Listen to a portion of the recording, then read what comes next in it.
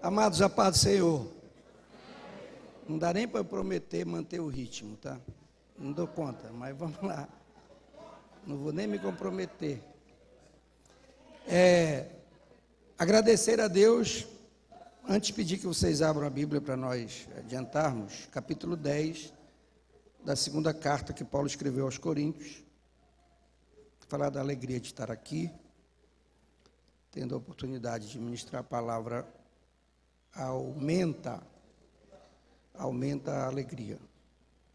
10 de 2 aos Coríntios, capítulo 10, versículo de número 4 e alguns subsequentes, diz o seguinte. Aliás, a partir do 3. A partir do 3. 10, 3 da segunda carta. Porque, embora andemos na carne, não lutamos segundo a carne.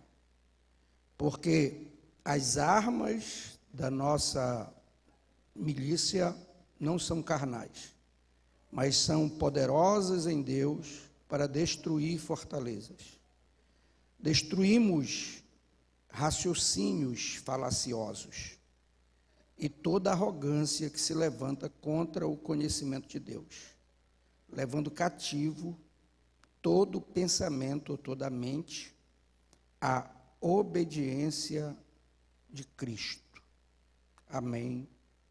Podeis sentar.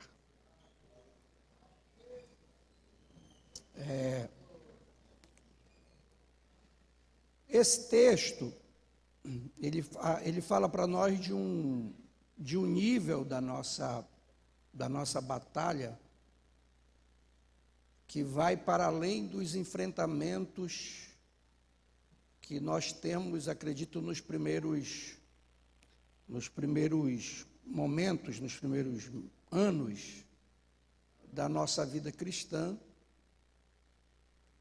ou até do anterior a isso, do enfrentamento que o ser humano tem contra as suas próprias dependências, as suas próprias limitações, contra aquilo que o escraviza. Sobretudo o salvo, porque o salvo, mais do que os que não são, sentem isso antes da conversão, se sentem oprimidos e sobrecarregados e afadigados e cansados. Não são todos os pecadores que assim se sentem. Existem pecadores dos quais Jesus até diz que não veio para eles, porque apesar de estarem como todos os demais antes da graça, destituídos da glória de Deus e caminhando para o inferno e envolvido, por assim dizer, no lamaçal do pecado, mas eles não se sentem pecadores. Eles acham que estão bem, que são justos e se satisfazem com os rituais que possuem, com a religião que possuem, ou até com a falta da religião que eles resolveram viver. Mas há pecadores que estão nessa luta, nesse embate. Só que isso aqui é para um momento muito mais além. Paulo está falando desse embate e do uso de armas específicas para isso. E se nós entendêssemos que a vida cristã é realmente o que Paulo diz, não é uma luta contra a carne nem contra sangue, talvez nós nos afetaríamos menos com os embates que apenas afetam o nosso físico. Mas não é difícil de perceber que a tristeza da cristandade, e aí eu vou generalizar, sabendo que a igreja, como Deus me falou, está muito bem, obrigado. Então a igreja não está dessa forma, mas eu vou generalizar. A cristandade, ela sofre e ela padece dores que não a torna diferente daqueles que não são cristãos. As mesmas coisas pelas quais os não cristãos estão lutando e estão sofrendo, e estão se alegrando, ou são as mesmas coisas que têm causado em nós tristeza ou alegria. Você vê um crente saltando de alegria, você vai perguntar qual é o motivo? O motivo é o mesmo que causa alegria nas pessoas lá do mundo. Eu não estou falando de coisas erradas, estou falando de estar se divertindo com o pecado. É uma casa que comprou, é uma saúde que não existia, mas veio, é um marido que voltou, é uma mulher que voltou, é um filho que estava distante e voltou, é um dinheiro que se ganhou, é uma causa na justiça que se ganhou. A mesma coisa pelas quais o mundo está em luta, são aquelas que nós estamos lutando, isso generalizando, sabendo que há, obviamente, as exceções. E quando se vê um crente muito triste, cabisbaixo, você vai perguntar por que razão que ele está triste. São as mesmas coisas que entristecem o ser humano comum, já que o cristão não é um ser humano comum. É a doença. A mamãe foi diagnosticada com câncer, ou pelo menos com um tumor que tem que ser tirado, e a mamãe tem 85 anos. Aí vai se fazer uma visita para a mamãe está muito bem, obrigado. Quem está padecendo são as minhas irmãs. E as minhas irmãs oram muito mais do que eu. Muito mais, com certeza oram mais do que eu. Mas o entendimento que elas têm, uma delas até disse que a mamãe não merecia passar por isso. A mamãe não merece morrer dessa forma. Eu até disse para ela, a mamãe não é melhor do que a Frida Vingre. Não é melhor do que a Frida Vingre. Não é melhor do que nenhuma mulher de Deus, que com certeza padeceu mais do que ela. Então, as adversidades que advêm a um crente, não é uma oportunidade que está surgindo para Deus mostrar quem Ele é. Porque o crente que está entrando nessa adversidade, ele já tem que saber quem Deus é na vida dele. É uma oportunidade para nós crentes mostrar como é que um crente se comporta na adversidade. Quem está sendo provado não é Deus, somos nós. É nós que temos que demonstrar como é que um crente luta na adversidade. Se desesperar, isso não glorifica a Deus. Se chorar para além da conta, não glorifica a Deus. Se correr, não glorifica a Deus. E aí um irmão dessa igreja ligou para mim, pastor, 14 anos, desisti, entreguei meus cargos, o supervisor dele está até aqui. Entreguei o cargo para o supervisor, não quero mais saber, estou decepcionado. E eu disse para ele, 14 anos, o que é que tu acha que Deus estava fazendo quando tu pensas que Ele não estava fazendo nada? Aí a pergunta bugou a cabeça dele. Eu disse, Deus pegou uma poltrona, ou o trono dele, se sentou e convidou os anjos para assistir. Venham assistir como é que um servo meu se comporta na adversidade. E tu simplesmente decepcionou Deus e decepcionou os anjos, porque os anjos pensavam que eu via um espetáculo, via um cabra frouxo, arregando na hora da luta. Então essas adversidades que afetam o mundo, não deveriam nos afetar da mesma forma que afeta o mundo, porque a nossa luta não é na carne. E Paulo diz, ainda que esse tabernáculo se desfaça, segunda carta aos Coríntios, capítulo 5, nós temos um feito não por mãos humanas. Eu gosto de como a mensagem faz a paráfrase desse texto.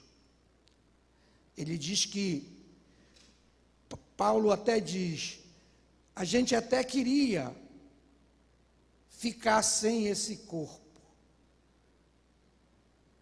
A gente nem queria ficar sem esse corpo, porque sem ele a gente ficaria nu. Mas a gente está aguardando o revestimento desse corpo. Então, esse corpo que hoje sofre com as intempéries, como diz alguém, com as intempéries, com as lutas, isso é só um tempo. vai chegar um tempo em que esse corpo será revertido e nenhum mal poderá mais atingir este corpo.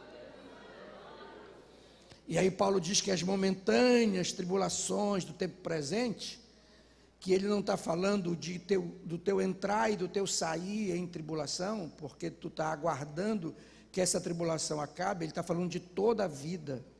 As momentâneas tribulações dessa vida, elas não podem se comparar com o peso de glória que está destinado a nós, que está reservado para nós no céu.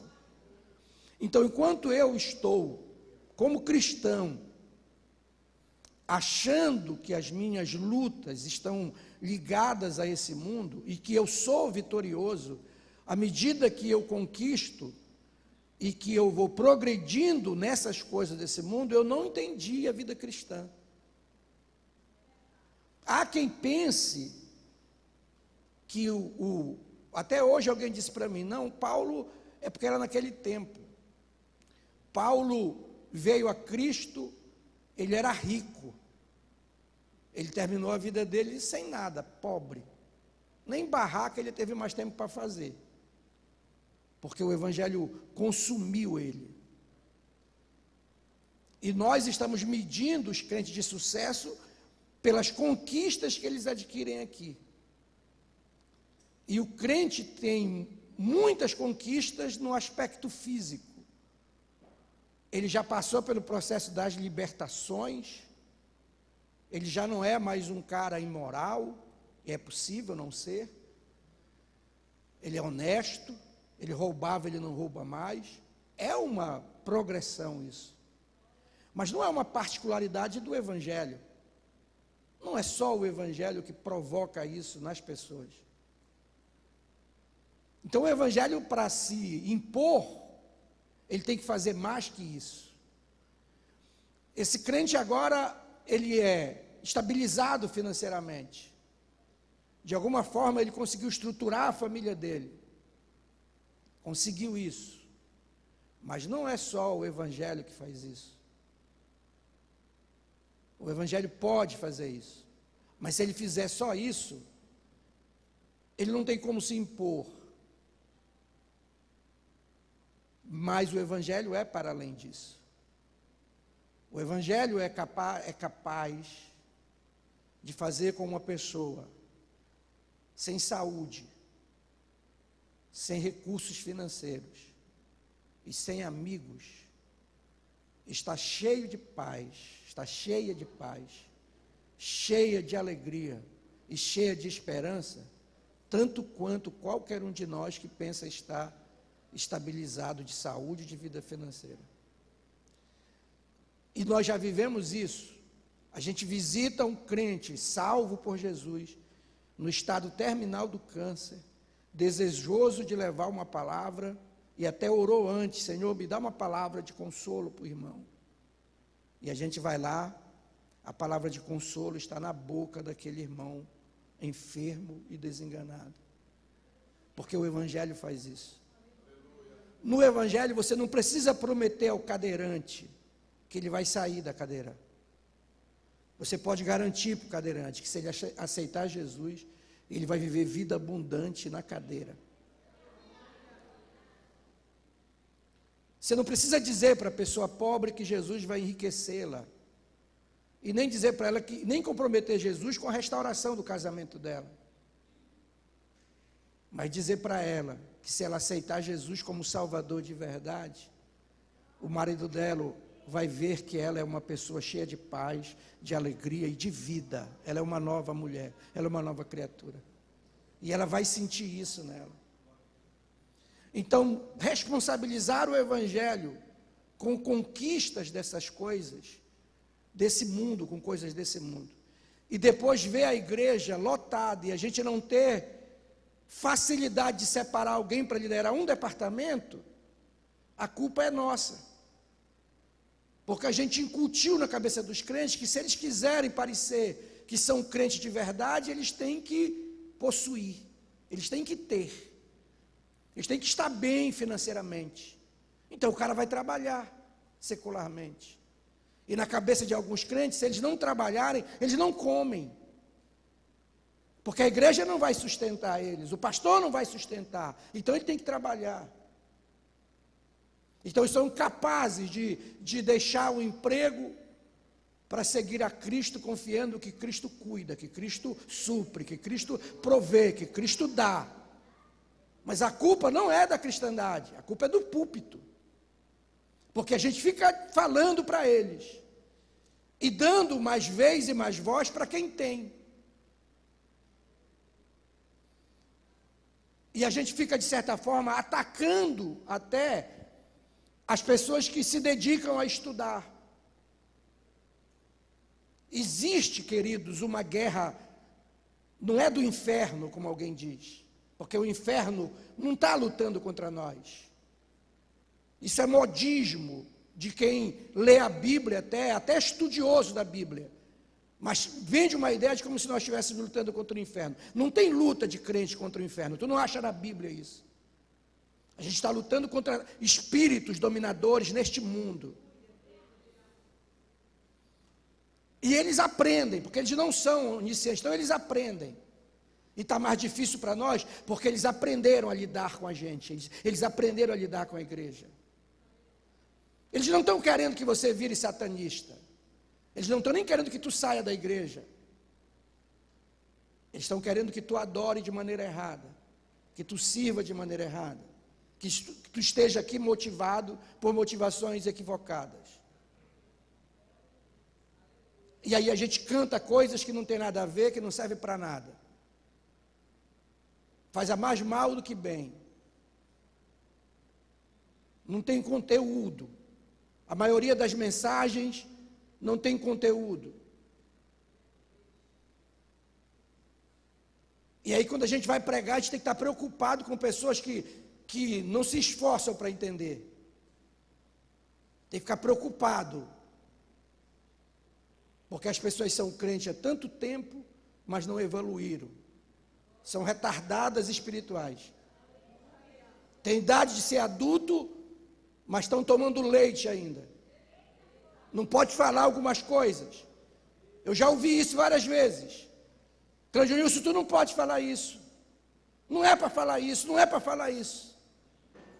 Mas fica falando que um crente, quando ele peca, ele dá legalidade para o diabo. Isso é uma desgraça isso. Porque Deus é nosso Pai. Quando eu peco, o diabo não vai ter acesso em mim porque eu peco. Deus não vai deixar ele me pegar porque eu pequei. E se Deus deixar, o diabo não vai quebrar minha perna, gente. Deixem de ser incapazes de pensar. Se o diabo quebrar a perna de quem se desvia, o cara volta com a perna quebrada e Jesus recebe ele com a perna quebrada. Se Deus deixar o diabo pegar um crente que pecou, o diabo vai tratar esse crente bem para provar que o diabo é melhor do que Deus. Quem quebra a perna da gente quando a gente erra é o nosso Pai. Quem capota o nosso carro quando a gente está errado é o nosso Pai. Porque Ele disse, eu castigo a todo filho que amo. E se você está sem castigo, é porque tu não és filho, tu és um bastardo. Só que Ele não faz isso para o nosso mal, Ele faz isso para o nosso bem. E aí sobe até um parênteses para a gente perguntar, o que é o dia mau? Eu ouvi alguém pregando, eu não dou conta. Eu ouvi alguém pregando, dia mau, para a maioria de nós, é o dia que dói, é o dia que cansa, é o dia que angustia, é o dia que tortura, é o dia sem amigos. Esse é o dia mau para nós. Só que não. O dia mau é todo dia de 24 horas, ou de 10 minutos, ou de 10 segundos, ou de um ano, ou de uma década. É todo dia que te afastar do propósito de Deus. Esse é o dia mau. E de repente, uma vida cheia de fartura, um casamento estabilizado, os filhos, tudo dando certo, te afasta de Deus. Porque tu para de orar, para de ler a Bíblia. para de ir para a escola dominical, porque domingo de manhã tem um carro que tem que ir visitar, e que nem vai visitar porque ama o parente, é porque quer mostrar que está com um carrão para os parentes. Então, o dia mau, queridos, não é o dia que dói, é o dia que te afasta dos propósitos de Deus, da vontade de Deus. E se nós analisarmos dessa forma, a gente vai ficar igual Paulo, vendo que a escassez é uma provação, mas a fartura também é uma provação. E talvez quando terminar a nossa vida, a gente olhar para trás e dizer, igual Paulo disse, eu fui experimentado em tudo. Eu soube passar pela escassez, eu soube passar pela fartura. Eu consegui ser crente, abandonado por amigos e cheio de amigos. Eu soube ser crente na hora do elogio. Quando estavam me jogando para cima, eu soube ser crente nessa hora. Mas eu soube ser crente quando eu fui desprezado injustamente, jogado para escanteio injustamente. Eu soube ser crente. Eu soube ser crente quando eu estava cheio de saúde, mas eu soube ser crente também no leito, desenganados. Ou então, ou a gente vê a vida cristã dessa forma, ou nós vamos estar nos enganando e sendo enganados. Porque isso aqui não é ideia minha. Eu compartilhei isso com uma liderança. Sabe o que a liderança disse para mim? É interessante esse teu jeito de ver. Não é meu jeito de ver, criatura. Isso é a vida cristã. Não tem nada a ver com ideia minha isso. Isso é a vida cristã. Vamos lutar as guerras de Deus. Vamos. E tudo que Deus quer de nós é nos apresentar. E aí eu uso de uma expressão por falta de outra, orgulhosamente para os anjos. Olha aí como é que o meu servo se comporta. Porque Paulo diz, eu tenho para mim que Deus nos põe nós como espetáculo para os anjos e para os homens assistirem. É como alguém que está convidando, olha, eu tenho um filme muito bom, eu quero mostrar para ti o filme. Bora assistir junto. Está aqui a pipoca, o guaraná para quem toma, Coca-Cola. Vamos sentar. Aí tu vai com teu amigo assistir, o filme é um fiasco. Fizeram isso comigo. Horrível esse filme. Então Deus chama os anjos, igual como ele chamou os anjos com relação a Israel. Vinde, anjos, vinde. Ele chama céus. Aí quando ele chama céus, ele inclui todas as classes. Vinde, querubins, serafins, vinde. Anjos, vinde e vede. Assistam. 2 pecados cometeu o meu povo. A mim me deixaram e cavaram para si cisternas que não retêm as águas. Então Deus faz a mesma coisa. Vinde, anjos, assistam o círculo de oração da Assembleia de Deus de Coraci. Essas mulheres, com calo no joelho, oram bastante, mas estão morrendo por causa de um homem. Desanimada por causa do marido, leso. Não prestasse a sua palavra, leso.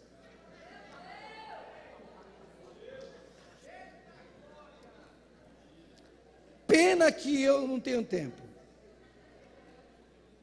Se eu fosse presidente, eu ia dizer, vou pregar metade e na próxima segunda eu vou pregar outra metade, mas sei lá quando é que eu volto, eu nem sei se eu volto.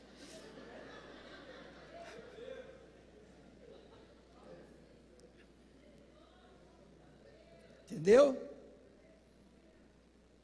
Triste porque está gorda. Infeliz porque engordou. Infeliz por causa do cabelo. E Deus mostrando para os anjos, olha aí. Que decepção. Uma guerra para ela guerrear e ela perdendo por um cabelo. E o anjo pode até dizer assim, mas também, Deus, esse cabelo dela é feio mesmo. Mas não era motivo para estar desanimada. Porque vocês têm o Espírito Santo de Deus. E as armas das vossas milícias não são carnais, mas são poderosas em Deus para destruir fortalezas.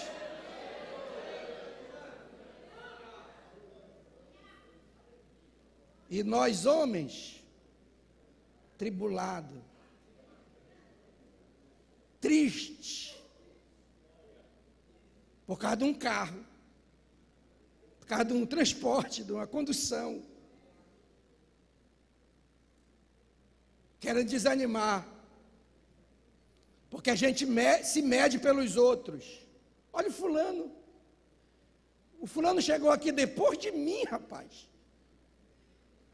Deve ter conchavo com o presidente, só pode. Foi bem o vice-presidente que indicou, só pode. Tem padrinho aqui nessa igreja. Se atribulando por causa dessas coisas. Eu disse para um hoje não, sexta-feira, eu disse para um sexta-feira, lá no Maguari,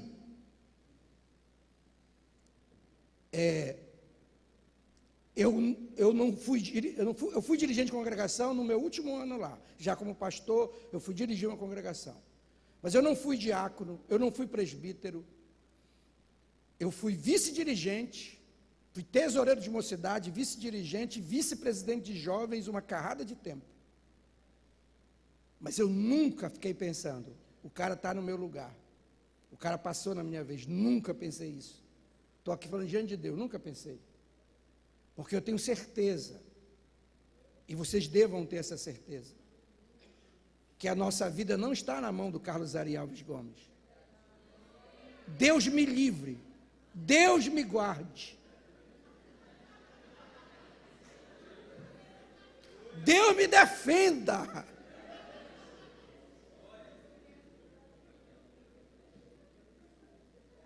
A tua vida, criatura, está na mão de Deus. Mas eu não coloco nada na conta dele também. Ele me dá umas esculhambação merecida e às vezes imerecida. Mas eu não entro no gabinete dele para pedir.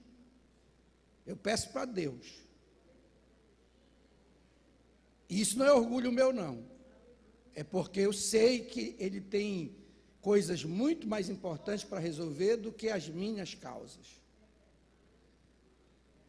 Então, quando ele me dá esses tratamentos assim, eu boto na conta de Deus. Um dia desse eu estou enganado, como é que tu consegue? Rapaz, o pastor Ari já tem depósito. Ele já provou que me ama, ele não precisa fazer mais nada para provar que me ama. Ele me ama, do jeitão dele. Então, bota na conta de Deus, é o conselho que eu dou para todo mundo aqui que convive comigo. Bota na conta de Deus. Deus é que está no controle da tua vida. Um dia o Jó resolveu dar uma de que estava sem Deus, ou Deus tinha perdido o controle dele, começou a dizer que não adianta, não tem vantagem ser justo, porque a mesma coisa que acontece com o ímpio, acontece com o justo. Amaldiçoou o dia que nasceu, e disse Deus, os amigos foram aconselhar ele disse, manda Deus me pesar numa balança justa, que ele vai ver que eu não tenho falta. E manda ele me passar pelo fogo, que eu sou que nem ouro, quanto mais eu queimo, melhor eu fico. E falou, do capítulo 2 até o 37. No 38, Deus chamou Jó. Jó, vem cá, vou te fazer umas perguntas, se é que tu sabes. Eu acho que Deus já estava por aqui. Não dá para saber o tom. Mas da leitura parece que o tom não está muito agradável, não está muito macio, não. Vou te fazer algumas perguntas, se é que tu sabes. Onde tu estavas quando eu fiz a terra? Quando eu a criei? Quando eu a formei? Aleluia. Tu sabe o que é que pôs os limites das águas para que elas não ultrapassem? Jó, tu conhece o Leviatã, aquele animal que solta fogo pelas narinas? Tu consegue enfiar a tua lança nele ou pôr nas narinas dele o teu anzol? Deus está dizendo, eu monto nesse bicho. Tudo que Deus está dizendo para Jó é o seguinte, eu não perco o controle do universo. Tu acha que eu vou perder o controle da tua vida?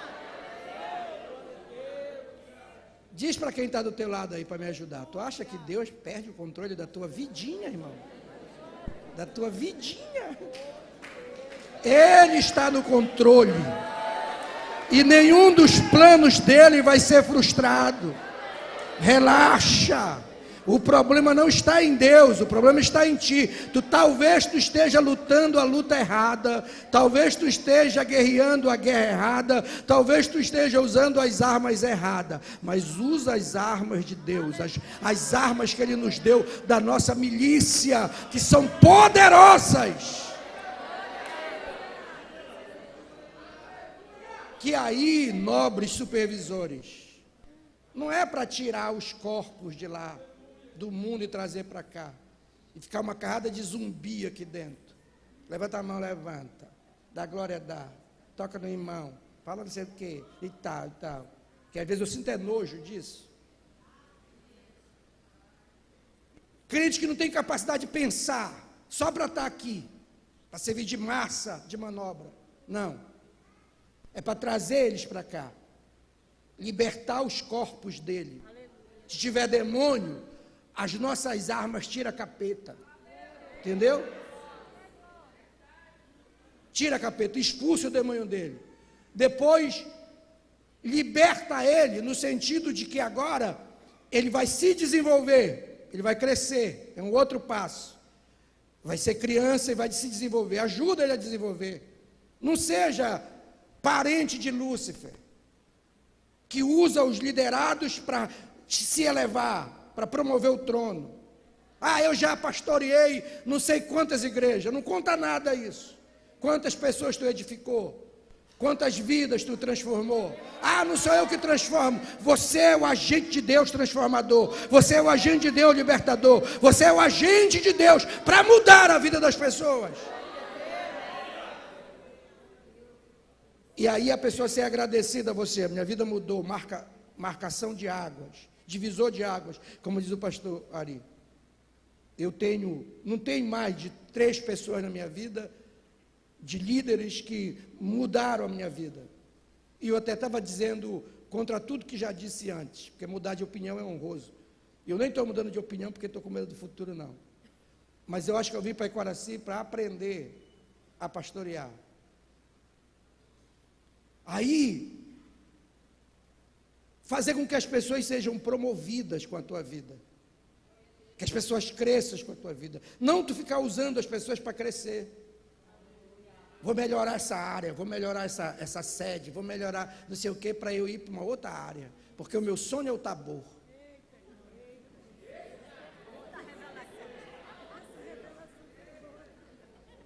Entendeu? Não, criatura, lembra do Tamilto, nosso irmão, saudosa memória. Quem lembra? Lembra do Tamilto? Essa obra que tu estás fazendo pode ser a última da tua vida. Não vai dar tempo de tu chegar no Tabor, criatura. Entendeu? O Acará pode ser a sua última igreja, pastor. Então não fique pensando na outra. Faça o melhor nessa, porque é com essa obra que tu vai chegar diante de Deus. Eu quero ser pastor, mas não sou nem diácono, sou auxiliar. Então seja um bom auxiliar. Porque talvez tu nem chegue a ser pastor, mas tu vai chegar no céu. Lá tu vai chegar. Faça o que tem que ser feito. O que dá para fazer, faça. Mas não. Quer usar as pessoas para crescer, para se promover, para ser grande. Isso é luciferiana, essa liderança aí. Luciferiana. Do capeta isso aí. Cresce, mas não faz ninguém crescer. Se o pastor Ari fizesse igual o pastor Nazareno, porque o pastor Nazareno tem computado, isso é gravado, né? É gravado. O pastor Nazareno tem computado todas as pessoas que ele pegou do absoluto zero. Já estou com linguagem digital, né? Pegou do absoluto zero e levou para a conversão. Ele sabe todos eles. E ele cita, tal. O pastor Ari também tem uma carrada de gente aí. E nós? Quem a gente está promovendo? Só o bucho? A única coisa que está crescendo em nós é a barriga? Supervisores. Então vamos fazer com que as pessoas cresçam com a nossa existência, com o nosso ministério. Essa é a segunda fase. E a terceira, que eu acho que é a mais difícil, é trazer a mente delas cativa para Cristo. Aí requer você ter conhecimento, capacidade de argumento e ter a revelação de Deus em você, para você passar para as outras pessoas. E aí tu tem que estudar. Falando com o pastor Edson, fiquei triste e ao mesmo tempo entendendo. Eu vi uma pesquisa agora, de cada 100 líderes, de cada 100 crentes, na verdade, 4 leem alguma coisa, 4. Desses 4, 1 lê um livro de capa a capa. Está explicado, irmão. As pessoas não conseguem entender. Uma conversa, uma pregação conversada como essa, não conseguem entender. O que é isso? Problema meu? Problema da pessoa. Problema da pessoa. Se eu não raciocina, não critica, não censura, todo mundo que vai pregar precisa ser criticado, mas criticar é no sentido de você ter um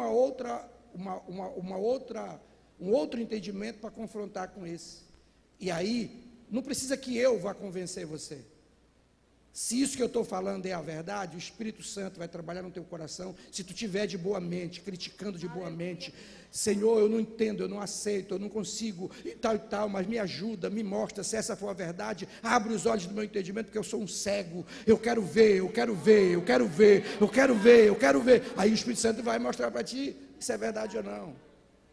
Então, trazer as mentes cativas para Cristo, eu acho que é para essa nossa geração, onde a pessoa tem uma nova forma de entender. Foi lido aqui, transformai-vos pela renovação do vosso entendimento. Mas nós trouxemos as pessoas para cá, nós mudamos a maneira delas de vestir, ou elas mudaram a maneira de vestir pela convivência com a gente.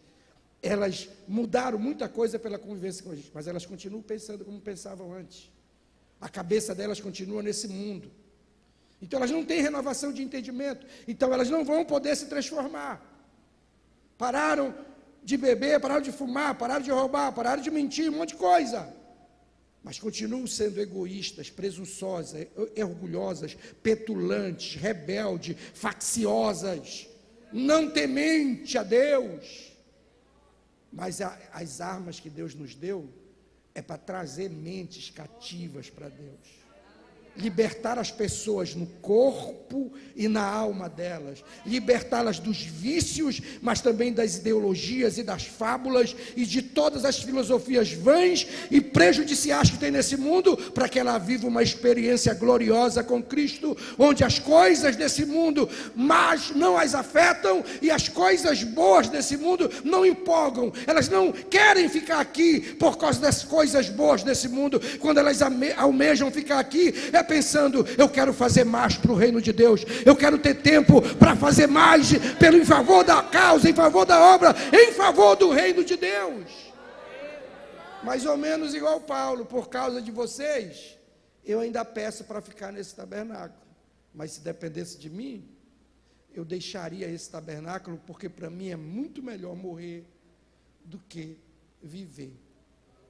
Não é porque tem uma laje que tem que terminar, é porque quer ver a Ludmila casar, entrar de mão dada com a Ludmila na igreja.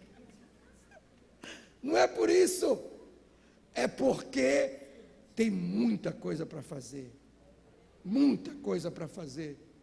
E a pessoa que é consciente e coerente, ela sabe que se ela morrer, ela vai fazer falta.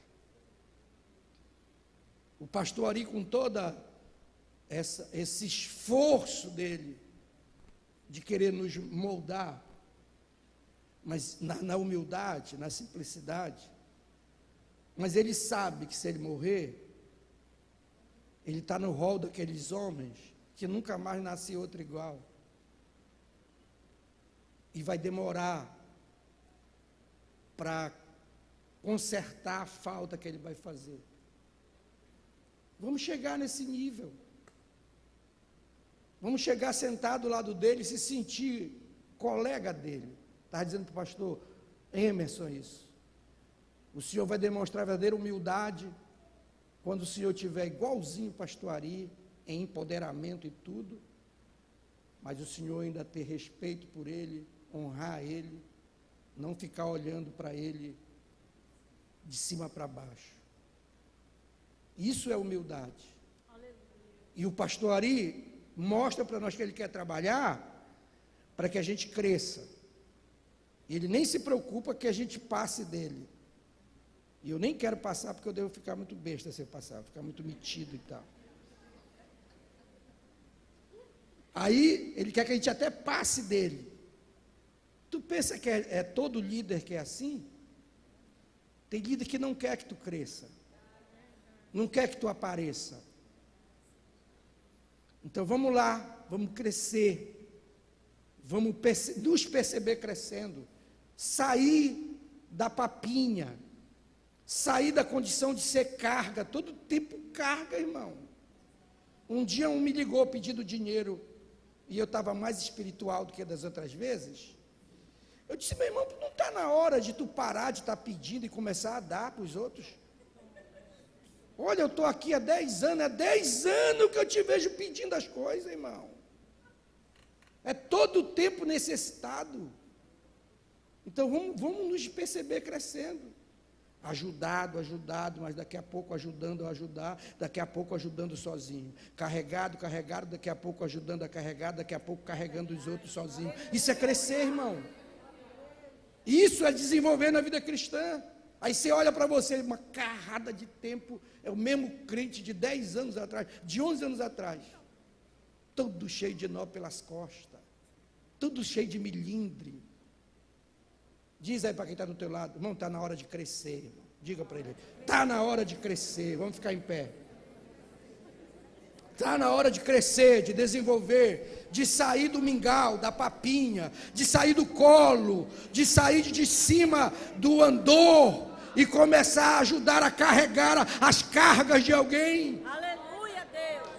De sair de trás do escudeiro e começar a ter o escudo na mão para proteger pessoas. Isso é crescer, isso é desenvolver. E aí, usar as armas que vão para além de, irmãos, além de estar expulsando o demônio. E tem gente que nunca nem expulsou um demônio. Mas é para além disso. É você perceber, e eu fico muito orgulhoso com isso. Quando alguém está cheio de ideias equivocadas, e Deus traz para mim a pessoa, e eu converso com a pessoa, um dia, 2 dias, 1 semana, 2 semanas, 1 mês, 2 meses, 1 ano, e no final eu percebo que a pessoa está reproduzindo o que eu ensinei. Entendeu?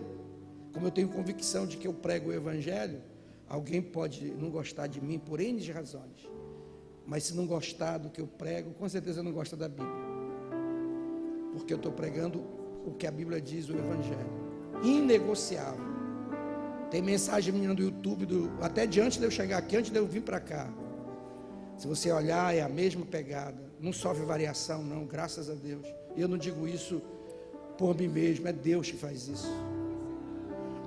Então, está na hora de nós fazermos alvo das mentes das pessoas, e não só do corpo, de tal modo que eles podem até ir embora, você pode até mandar ele para a China, mas com a mente já cativa ele não vai mudar, entendeu?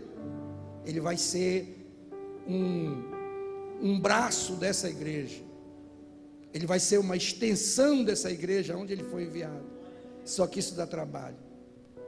Ensinar dessa forma para conquistar a mente da pessoa, para cativar a mente da pessoa, dá trabalho. E às vezes a gente não quer ter trabalho. Mas eu queria convidar vocês e pedir para vocês, diante dessa palavra, que o Espírito Santo, por bondade e graça, nos desperte para isso. Que eu não me satisfaça apenas com ter saído lá do mundo e vindo para a igreja. Que eu não me satisfaça apenas por ter vencido alguns vícios e ter adquirido uma certa moralidade. Que eu não me satisfaça apenas com estar expulsando o demônio de alguém, ou trazendo a pessoa para a igreja e até levando para o batismo. Mas que Deus me dê conhecimento e capacidade e habilidade para eu cativar as mentes, para eu prender as mentes, para que através de mim mentes sejam prisioneiras de Cristo, para que através de mim entendimentos sejam renovados e eu assista as pessoas sendo transformadas por esse novo entendimento. Louvado seja Deus. Quantos querem isso para a sua vida? Senhor Deus, diante da mesa do Senhor, nós estamos ministrando a Tua Palavra, ouvindo a Tua Palavra, recebendo a Tua Palavra e pedindo esta graça. Nos faz evoluir, Senhor, nos faz crescer.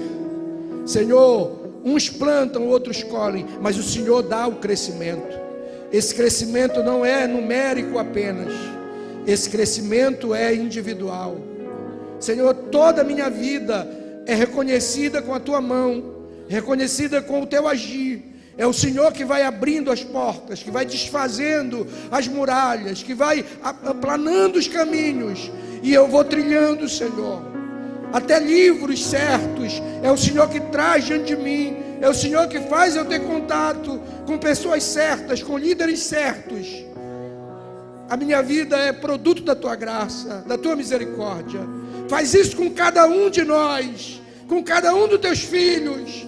Põe neles o desejo de evoluir, de crescer, de serem mais, Senhor, de irem além, de poderem mais, em o nome de Jesus.